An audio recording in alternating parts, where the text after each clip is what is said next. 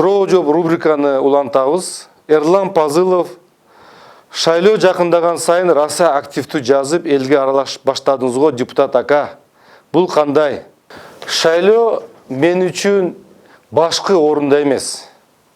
Мен максатым бул өлкөдөгү орчундуу проблемаларды чечүү. Бул проблемалар кайсы?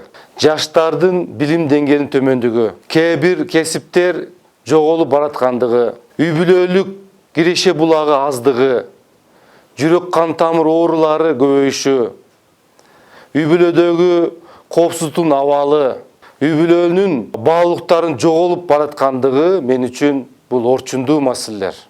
Ошол маселелердин үстүндө биз иштеп жатабыз. Өзүбүздүн оюбузду, кеп кеңешибизди берип, туура багытты тандоого өз салымыбызды кошуп келе жатабыз. Ким туура көрсө кабыл алат, аны сиздер чечесиздер.